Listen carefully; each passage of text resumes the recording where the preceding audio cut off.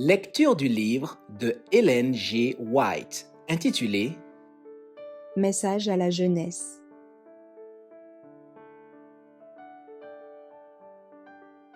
Chapitre 143. Vraie politesse. Le Christ exige que nous reconnaissions les droits de chaque homme, les droits sociaux aussi bien que les droits religieux. Tous doivent être traités avec tact et courtoisie comme des fils et des filles de Dieu. Le christianisme fait d'un homme un gentleman. Jésus était courtois, même devant ses persécuteurs. Ses vrais disciples doivent manifester le même esprit. Voyez l'apôtre Paul, traduit devant Agrippa. Tout son discours est un exemple de parfaite courtoisie aussi bien que d'éloquence persuasive. L'Évangile n'enseigne pas la politesse formaliste du monde, mais la courtoisie qui a sa source dans un cœur débordant de bonté. L'observation de l'étiquette la plus rigoureuse ne fera pas disparaître l'irritation, la dureté de cœur et la grossièreté du langage. Le véritable raffinement ne se révèle pas aussi longtemps que nous considérons notre personne comme le centre autour duquel tout gravite. Un vrai chrétien puise ses motifs d'action dans un amour profond pour son maître. Cet amour donne à celui qui le possède de la grâce et de l'aisance dans le maintien. Il illumine sa contenance et adoucit sa voix. Il raffine et élève son être tout entier. La vraie courtoisie.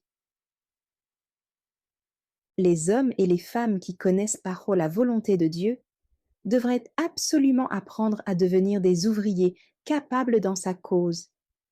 Ils devraient être des personnes ayant de la civilité, de la compréhension. Ce qu'il faut, ce n'est pas un simple vernis extérieur et le sourire affecté que l'on rencontre chez les mondains, mais cette délicatesse et cette vraie courtoisie qui ont des senteurs célestes et que doivent posséder tous ceux qui participent à la nature divine. Le défaut de dignité vraie et de délicatesse chrétienne dans les rangs des observateurs du sabbat témoigne contre nous et ôte toute saveur à la vérité que nous professons. Il s'agit de parachever l'éducation de l'esprit et des manières. Ceux qui professent la vérité n'honorent ni la cause de la vérité ni le Christ s'ils négligent de profiter de tous les avantages et de toutes les occasions pour atteindre à la stature parfaite de l'humanité en Christ Jésus. Le choix des camarades.